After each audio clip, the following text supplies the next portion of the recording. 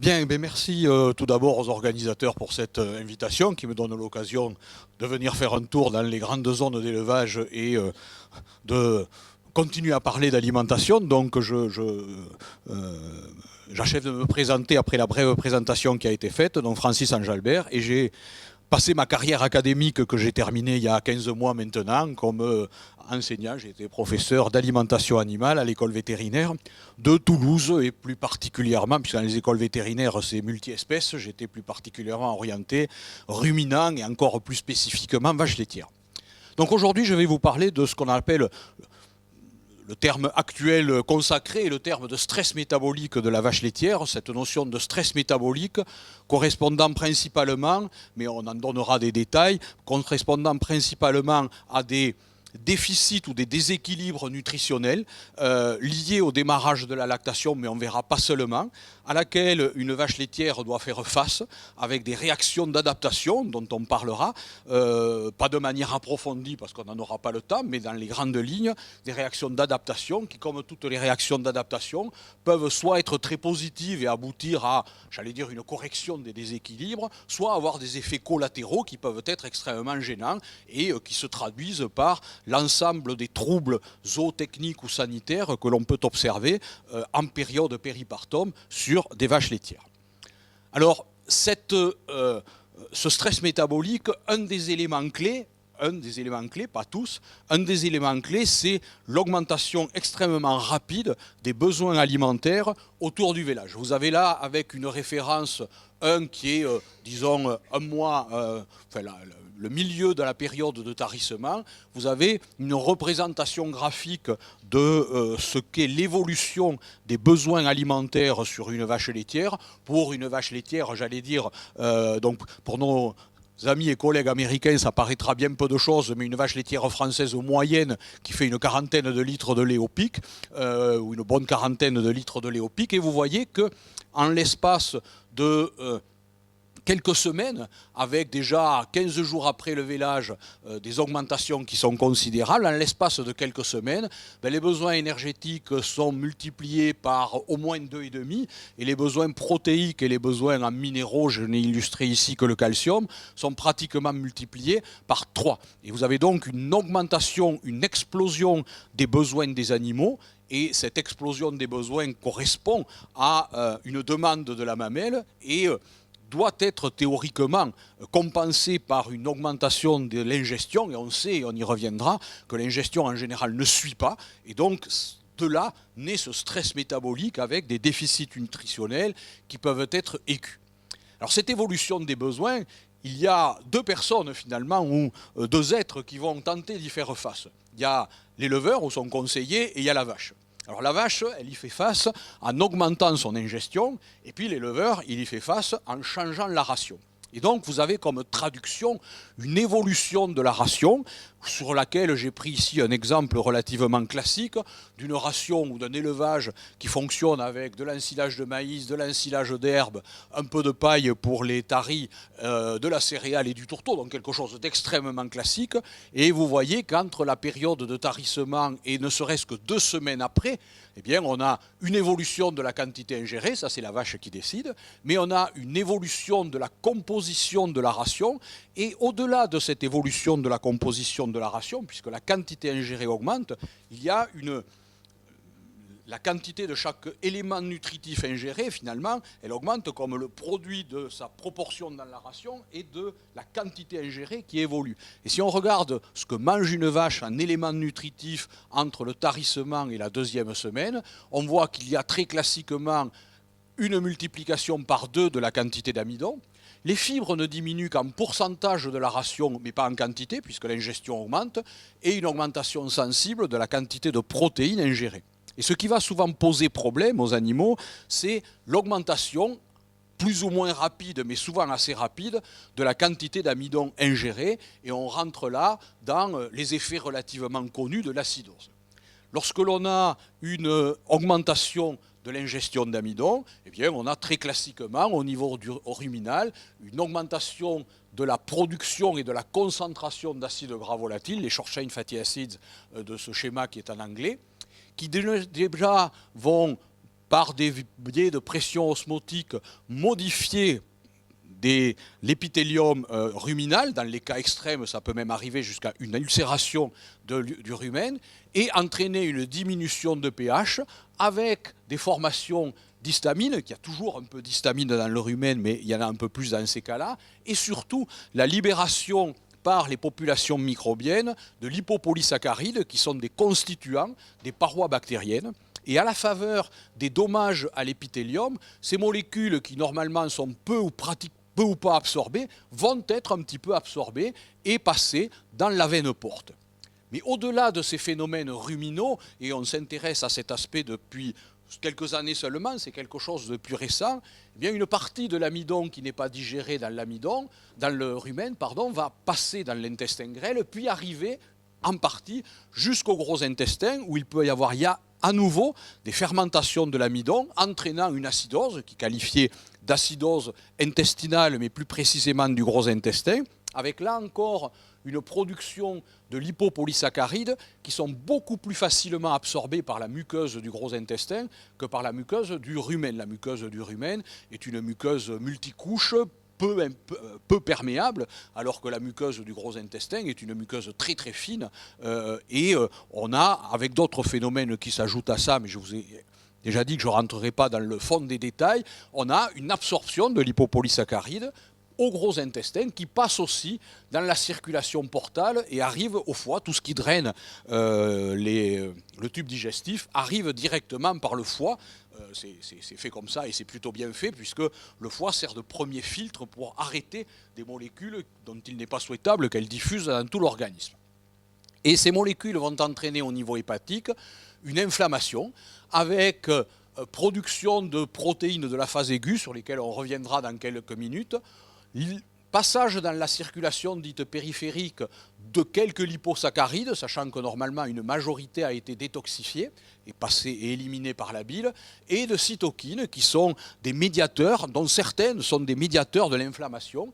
Et cela va entraîner une inflammation dite systémique, c'est-à-dire de l'ensemble de l'organisme des animaux. Et on a donc un premier point dans cette notion de stress métabolique, qui est que l'animal va devoir, en raison en particulier de cette ingestion accrue d'amidon, faire face à des phénomènes inflammatoires. Un deuxième point, c'est le déficit énergétique. En début, autour du vélage, eh bien, l'appétit évolue déjà relativement lentement par rapport aux besoins énergétiques, avec très souvent une chute d'appétit importante la semaine qui précède le vélage. Et donc, dès la semaine qui précède le vélage, la plupart des vaches laitières commencent déjà à être en déficit énergétique. Alors ce déficit énergétique est quelque chose de physiologique, il ne faut pas considérer qu'une vache est incapable d'y faire face, les vaches sont capables d'y faire face, et on verra les mécanismes sur la diapositive suivante, et on peut considérer qu'un certain niveau de mobilisation de réserve est physiologique chez les animaux. D'ailleurs, ce niveau physiologique, il est modélisé par exemple dans le dernier opus INRA avec des courbes de variation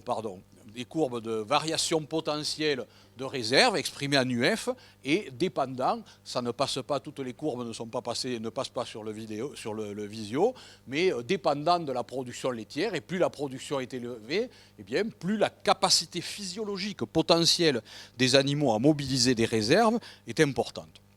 Alors, cette mobilisation des réserves, elle est orchestré hormonalement, et là-dedans, le chef d'orchestre, c'est l'hormone de croissance, qui est une hormone qui va favoriser, qui va diriger de manière préférentielle les nutriments vers la mamelle. Ce qui fait qu'une vache laitière est une vache laitière à haute production, finalement, c'est, en simplifiant un petit peu, ce niveau de sécrétion d'hormones de croissance qui va diriger les nutriments vers la mamelle et donc favoriser des niveaux de production élevés. Et parmi les nutriments préférentiellement dirigés vers la mamelle, il y a du glucose. Alors, les flèches pleines sur mes schémas sont des transferts de molécules, les flèches en pointillés sont des implications, pour ne pas se tromper. Donc, cette hormone de croissance va prioritairement diriger des nutriments vers la mamelle, dont le glucose, et il en résulte une diminution de la concentration sanguine de glucose, et cette diminution de concentration sanguine de glucose va entraîner elle-même une diminution de la sécrétion d'insuline. C'est une régulation extrêmement classique, comme on la trouve chez tous les animaux, qu'ils soient ruminants ou qu'ils soient monogastriques.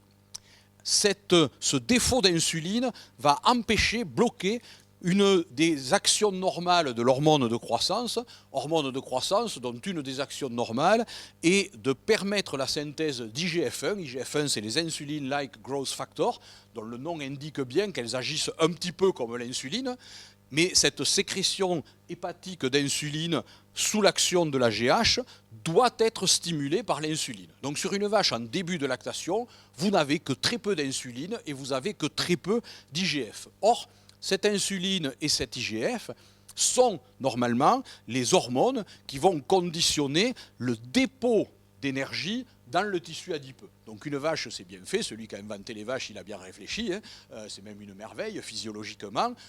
Logiquement, votre vache sait qu'elle va faire face à des périodes de déficit énergétique et elle est hormonalement prête à éviter tout dépôt et pour favoriser la mobilisation des réserves énergétiques. Et pour être sûr que ça marche bien, c'est ceinture et bretelles, c'est-à-dire que non seulement il y a peu d'insuline, mais le tissu adipeux est résistant à l'insuline. Et dans ces conditions, eh bien, l'autre action de l'hormone de croissance va devenir dominante, et cette action de l'hormone de croissance, c'est d'augmenter la sensibilité du tissu aux catécholamines, qui sont des hormones de mobilisation, et vous avez alors une forte mobilisation de réserve du tissu adipeux, et globalement, eh bien, cette orchestration hormonale avec comme chef d'orchestre l'hormone de croissance donne la priorité à la mamelle avec comme modalité de favoriser le prélèvement de réserve et en particulier le prélèvement de réserve adipeuse.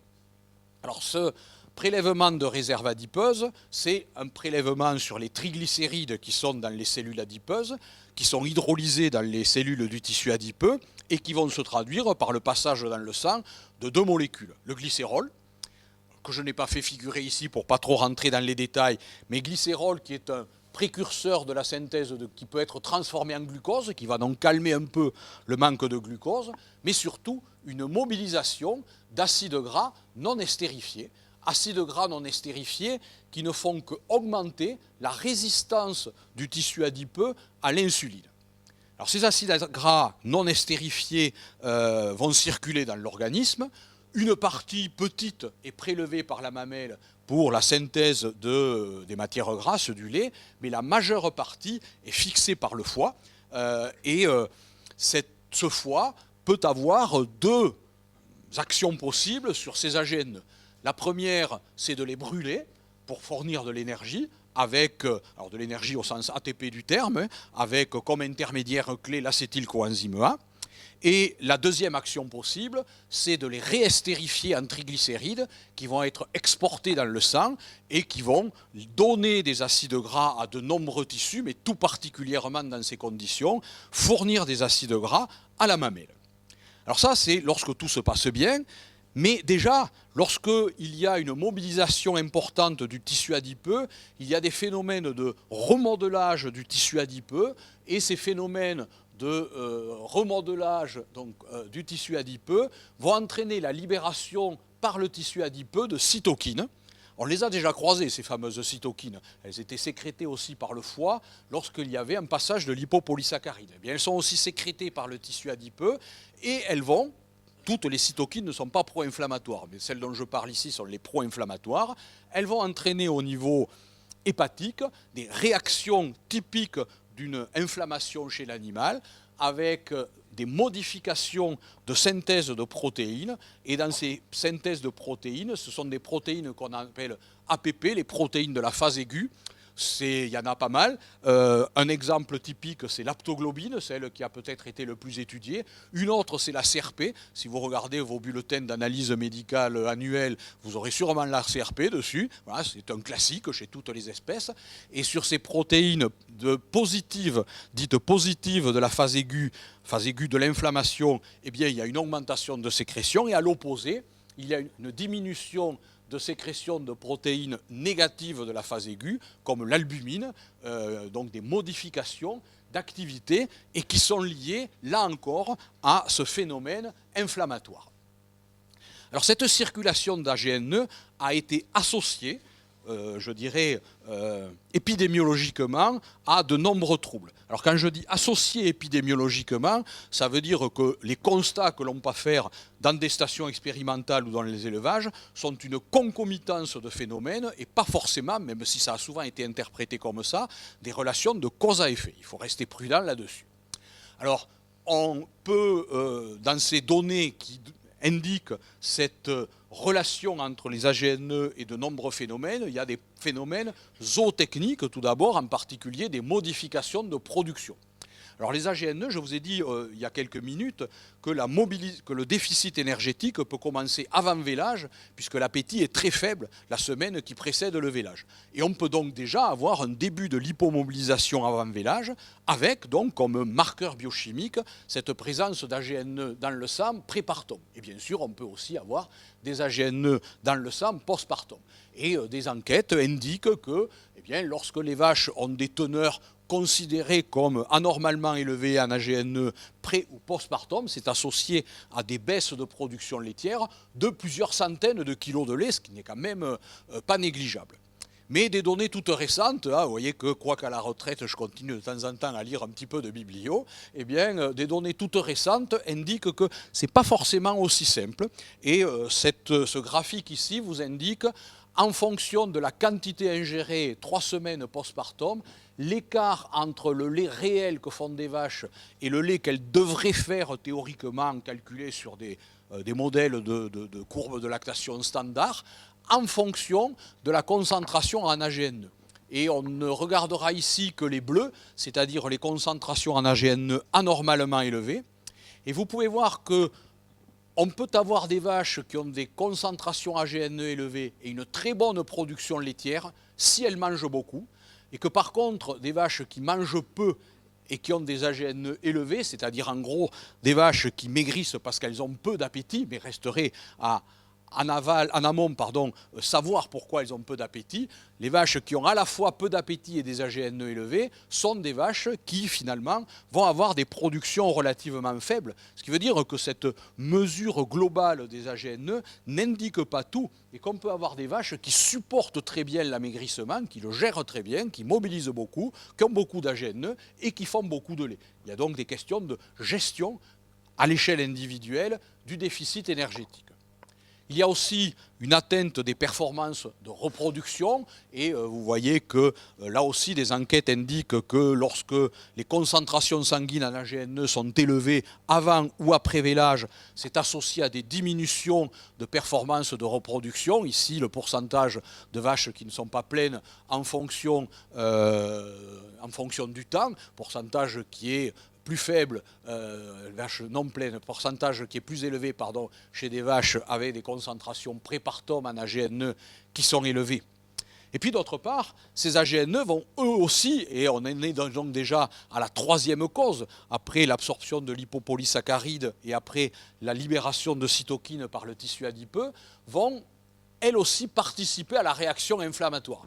Alors, je vous rassure, je ne vais pas commenter tout ce schéma, sinon les organisateurs me diraient que je parle trop longtemps, mais un très beau schéma publié par Bradford il y a une petite dizaine d'années, dans lequel les AGNE, les NEFA en anglais, vont au niveau cellulaire entraîner par une chaîne de réactions, justement, que je ne détaillerai pas, des conséquences cellulaires qui peuvent être variables suivant les cellules atteintes, mais en particulier au niveau des cellules hépatiques, des hépatocytes, il y a là encore une augmentation de sécrétion, de formation des protéines de la phase aiguë, et puis il peut aussi y avoir des actions toujours sur des formations de cytokines au niveau de neutrophiles, dont on reparlera, ces cellules, dans quelques minutes. Ces concentrations élevées en AGNE ont aussi été expérimentalement associées à des diminutions de défense immunitaire, des altérations du chimiotactisme des leucocytes. Les leucocytes, c'est les cellules blanches qui assurent la majorité des défenses immunitaires au niveau sanguin, et le chimiotactisme, c'est les phénomènes par lesquels ces cellules vont être dirigées vers la zone sur laquelle il y a des défenses immunitaires à mettre en jeu. Donc si, c'est un peu le GPS des leucocytes, si ce GPS ne fonctionne pas, les leucocytes ne se concentrent pas sur les zones où ils auraient à agir, et on a donc une baisse de la réaction immunitaire. On a aussi une diminution de production d'immunoglobulines par les lymphocytes. Et vous voyez par exemple ici, alors, la première partie est quelque chose d'ultra connu, c'est que sur des vaches trop grasses, on a des concentrations en AGNE postpartum qui sont beaucoup plus élevées que sur des vaches en état moyen, voire maigre.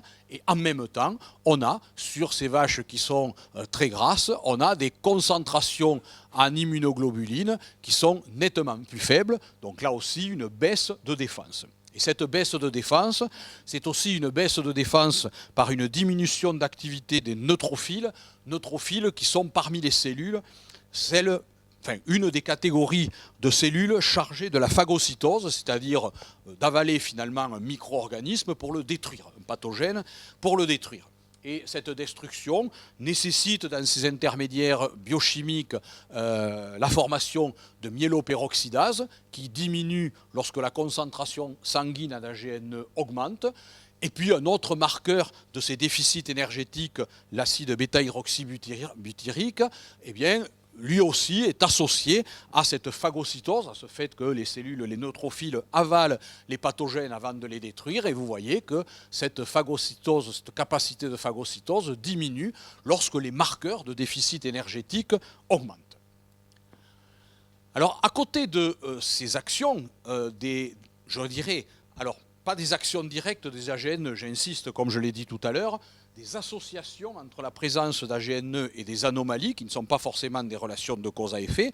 Il peut y avoir un autre effet, qui est que lorsque la quantité d'AGNE qui arrive au niveau hépatique est très importante, le foie n'arrive plus à tout gérer par les voies biochimiques normales. Et en particulier, il n'arrive pas à tout brûler, et des intermédiaires d'oxydation sont les corps cétoniques qui sont alors libérés dans le sang, dont l'acide bêta-hydroxybutyrique du schéma précédent.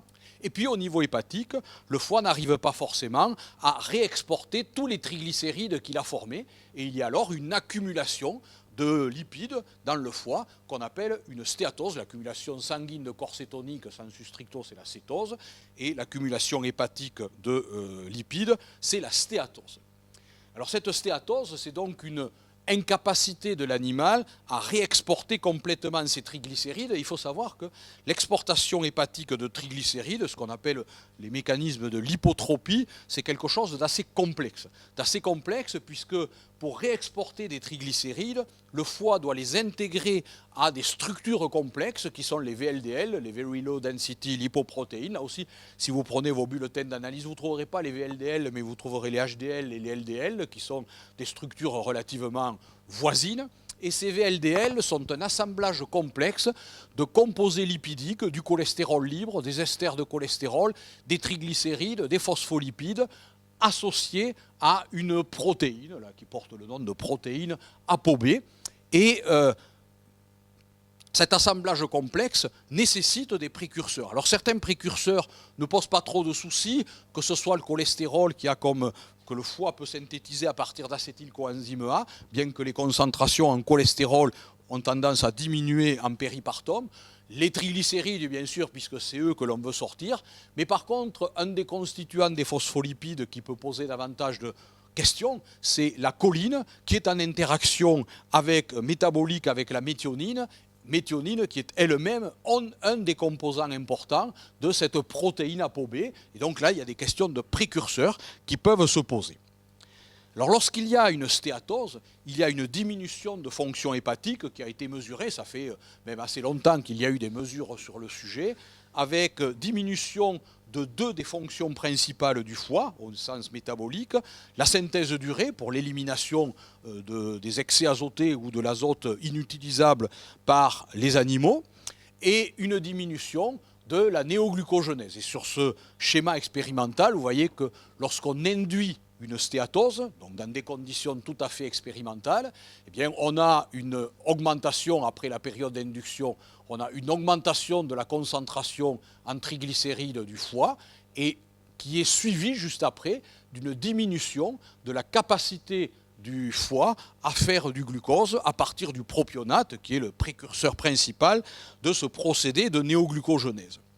Et vous voyez donc que le foie est quelque part dans cette histoire un organe central, puisqu'on l'a croisé à propos des éléments d'inflammation systémique pour l'absorption de lipopolysaccharides, pour les cytokines libérées par le tissu adipeux, pour la métabolisation des acides gras non estérifiés, pour les effets collatéraux lorsqu'ils n'arrivent pas à tout métaboliser, c'est-à-dire cette stéatose. Et il y a un certain nombre d'études qui ont mis en relation la fonctionnalité hépatique et un certain nombre de troubles que l'on peut rencontrer en élevage. Et vous avez ici un résultat expérimental qui vous montre sur des index de fonctionnalité hépatique que, effectivement, les vaches avec des fonctionnalités hépatiques altérées sont des vaches qui sécrètent, qui forment beaucoup moins d'albumine et beaucoup plus de cette fameuse aptoglobine, donc protéine positive de la phase aiguë, et c'est associé à un certain nombre de troubles sanitaires que vous avez ici. Les low, c'est-à-dire faible fonctionnalité hépatique, sont les vaches qui ont le plus de troubles de santé après le vélage. Il y en a donc un deuxième grand item, c'est que les vaches à faible appétit, en particulier les vaches grasses, mangent peu, ont un bilan énergétique négatif avec libération d'AGNE, BHB, atteinte hépatique et un effet d'inflammation systémique et une baisse de la réponse immunitaire. Et ça s'ajoute, le gris moyen est passé en gris très clair, en gris infime, ça s'ajoute aux effets d'inflammation systémique qui étaient liés à l'acidose. Un autre élément, c'est le stress oxydant. Alors ce stress oxydant, on en parle beaucoup, je vais vous le redéfinir, on parle de stress oxydant lorsqu'il y a un déséquilibre entre des molécules très oxydantes qu'on appelle les dérivés actifs de l'oxygène, plus connus sous leur abréviation anglo-saxonne de ROS, parfois de ROM, pour métabolite au lieu de species, et qui résulte donc d'un déséquilibre entre cette production de molécules très oxydantes et les défenses antioxydantes de l'organisme. Et ce stress oxydant va se traduire, mais on va y revenir, par une agression des cellules. Alors ces molécules oxydantes, il y en a pas mal, je ne vais pas rentrer dans les détails. Il y a des radicaux libres, principalement des radicaux libres et des peroxydes. Et les défenses antioxydantes, il y en a aussi pas mal dans l'organisme.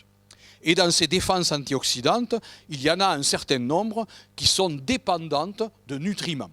Alors dans les nutriments qui sont importants là-dedans, il y a deux vitamines, la vitamine C et la vitamine E. La vitamine C ne pose pas problème, les animaux en tout cas. Les bovins la synthétisent au niveau hépatique, ce n'est pas comme nous, donc ils sont indépendants en matière de vitamine C, dans les conditions normales bien sûr. Il y a aussi, de manière un peu plus accessoire, le bêta-carotène, qui est un antioxydant. Et puis vous avez des enzymes dépendant d'oligoéléments, en particulier la glutathion peroxydase, qui est sélénodépendante, ou les superoxydes dismutases, qui sont dépendantes du cuivre, du zinc, et de manière un peu moins importante, du manganèse. Et il y a d'ailleurs des interactions entre ces systèmes antioxydants, puisque globalement, une molécule antioxydante, elle agit comme réducteur, donc en donnant de l'hydrogène, et il faut qu'elle se régénère, et elle se régénère entre elles. Vous voyez que, par exemple, la vitamine E est régénérée par la vitamine C, etc. Alors, ces antioxydants, ces substances oxydantes, ces radicaux oxydants, sont produits par plusieurs éléments dans l'organisme. Il y a d'abord la chaîne respiratoire mitochondriale, qui est le métabolisme normal au niveau utilisation de l'énergie dans les mitochondries des cellules. Et ce métabolisme normal, simplement, ce qui lui arrive en début de lactation, c'est qu'il augmente fortement, puisque la quantité ingérée, la quantité de nutriments à traiter augmente de manière considérable. Et vous pouvez voir ici que, effectivement, à partir du vélage, vous avez une augmentation très forte, alors avec deux modes d'expression sur ce schéma, qui sont les radicaux oxygénés ou les T-bars, qui sont une méthode de mesure de l'ensemble des substances oxydantes. Vous avez une augmentation qui, je dirais, est physiologique, liée à l'augmentation de l'activité métabolique de l'animal. Des radicaux oxygénés sont aussi produits dans les cellules qui font la phagocytose, les macrophages, les neutrophiles, comme éléments de destruction des pathogènes. Il faut savoir que ces cellules détruisent les pathogènes, pour caricaturer un peu au lance-flammes, c'est-à-dire qu'elles les brûlent avec des radicaux oxygénés. Voilà. Mais encore faut-il qu'elles ne s'autodétruisent pas. Hein. On est dans un milieu fermé, vous jouez au lance-flamme dans une pièce fermée. S'il n'y a pas des extincteurs qui traînent, vous tuez effectivement l'ennemi, mais vous aurez du mal à survivre. Voilà. Ça se passe un petit peu comme ça ici. Et puis, la bêta-oxydation des acides gras, qui est particulièrement active dans le début de lactation, c'est la transformation hépatique des acides gras non estérifiés en acétylcoenzyme A. Alors ces radicaux oxygénés, ils augmentent aussi lorsqu'il y a des rations riches en céréales. Vous voyez que le malondialdéhyde, qui est un marqueur d'oxydation, une molécule d'oxydation, augmente lorsque la concentration sanguine en lipopolysaccharides augmente, ce qui arrive avec des rations riches en céréales, et qu'on a en même temps une diminution de la glutathion peroxydase, qui est un antioxydant. Et lors de cétose, là encore, des données indiquent qu'il y a une diminution de molécules antioxydantes et plutôt une augmentation de substances résultant de cette oxydation. Donc vous avez un certain stress oxydant au moment du vélage. Alors ce stress oxydant, eh bien, il a plusieurs effets.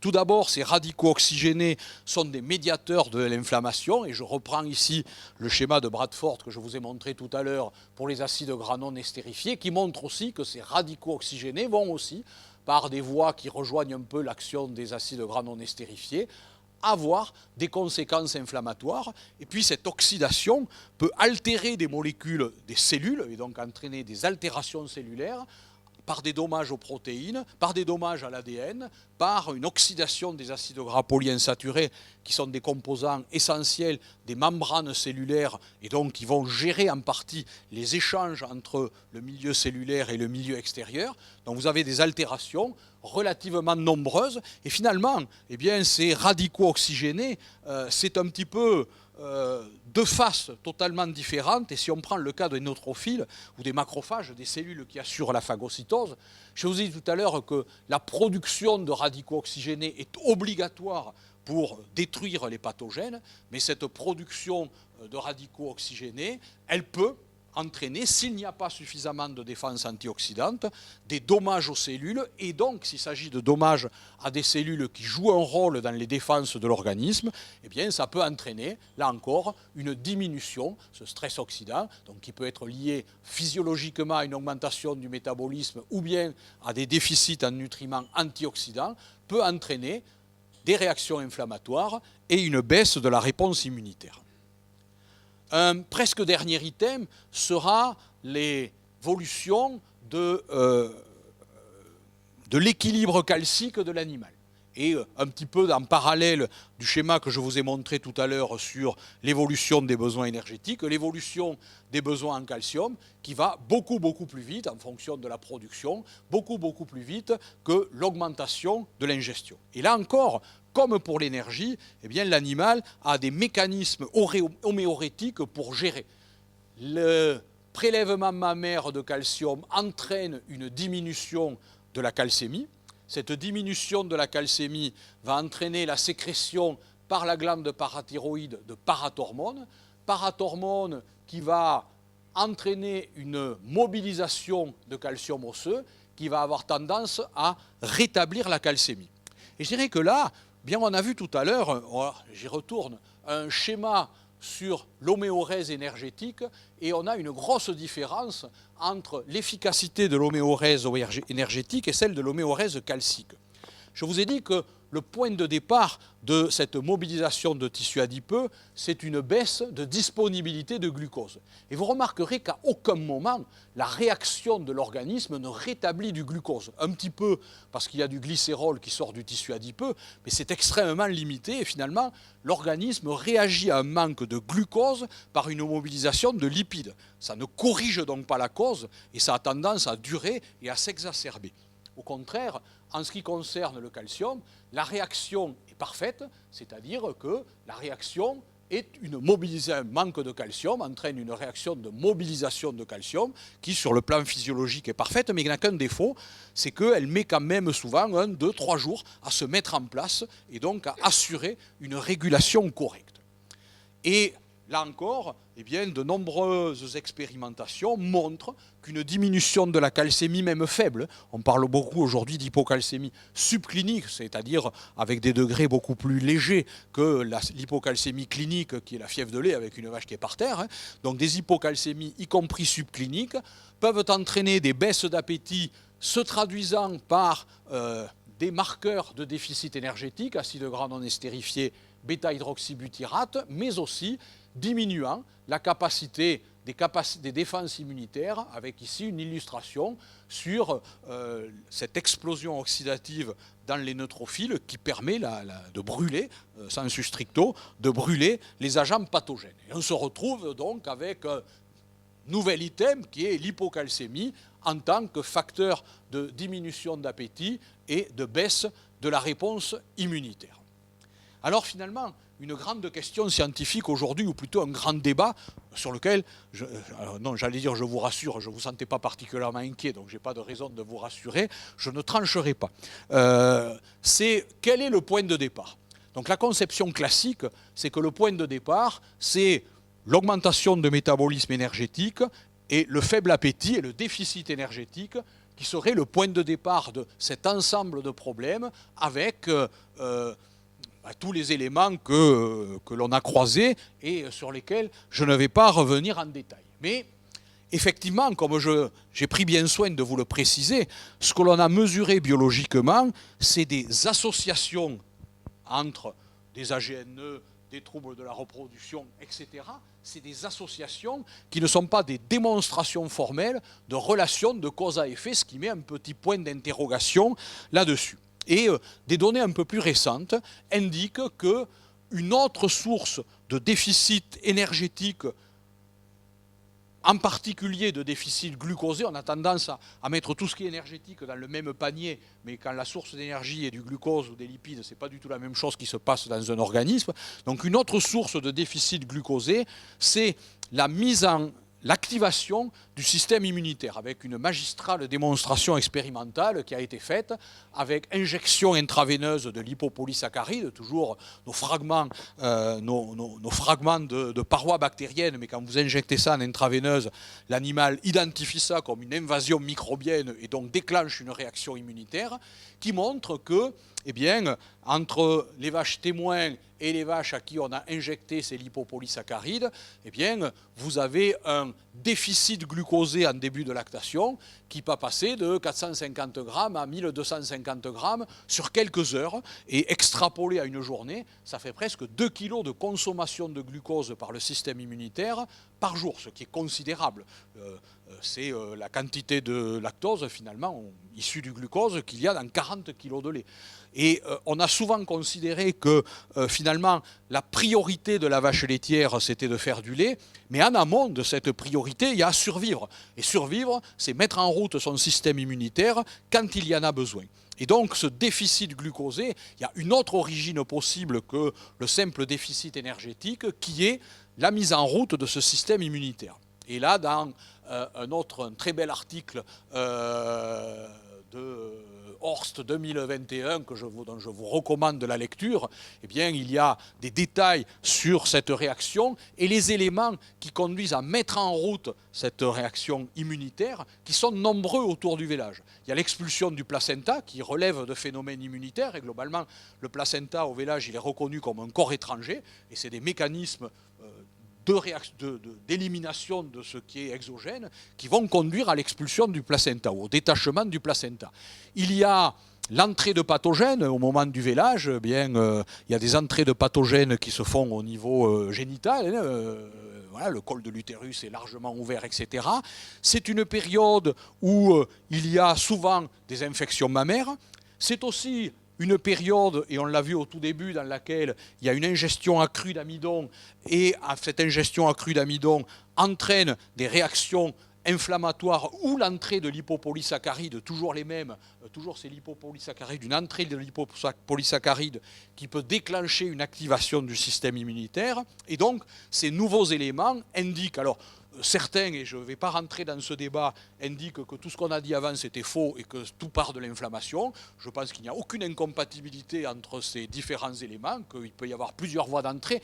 Et finalement, j'aurais tendance à dire que on a vu avec toutes ces flèches, même si le vidéo local confond un petit peu le gris et le blanc, on a vu avec toutes ces flèches que ces relations sont nombreuses. Et en fait, pour moi, ce qui est important, c'est que s'installe quelque part un cercle vicieux et que le point de départ, soit ici ou soit ici, on aboutit toujours à ces intermédiaires de libération des GNE, de l'hypomobilisation, de modification. L'article de Horst précise bien que ce n'est pas forcément une diminution, mais c'est une modification de l'équilibre entre les défenses immunitaires et les phénomènes inflammatoires, une modulation de la réponse immunitaire. Tout ça s'installe et peut conduire finalement à deux grands groupes de conséquences. Le premier groupe de conséquences, c'est des troubles sanitaires que l'on qualifie de spécifiques. C'est l'acidose, c'est l'acétose stéatose, c'est la fièvre de lait, qui peuvent être cliniques ou subcliniques. On connaît les cétoses subcliniques, les hypocalcémies subcliniques.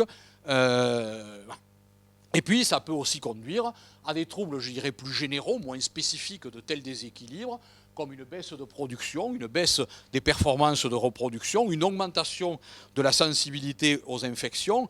Et vous voyez qu'on arrive alors à ces notions de stress métabolique dans lequel il y a un certain nombre de facteurs qui vont conditionner des déficits en nutriments, derrière un ensemble de réactions de l'organisme qui peuvent avoir des effets collatéraux et extrêmement nombreux. Et ça m'amènera à ma conclusion, c'est que la période de transition pour des vaches laitières, c'est un vrai défi au sens d'adaptation digestive, au sens de l'adaptation métabolique, mais aussi un véritable défi au sens où il s'agit d'une période dans laquelle le système immunitaire est essentiel, soit pour des fonctions physiologiques comme l'expulsion ou le rejet du placenta, soit pour faire face à des agressions microbiennes qui sont nombreuses à cette époque.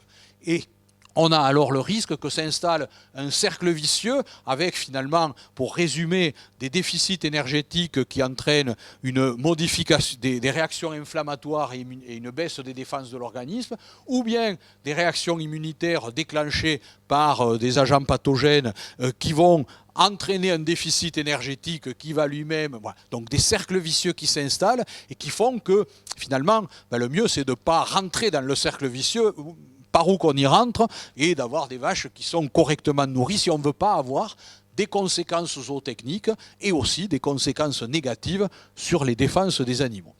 Voilà, je vous remercie pour votre attention. Et donc si j'ai bien compris, il n'y a pas de questions dans l'immédiat. Plus tard. Eh bien, donc à plus tard. Merci.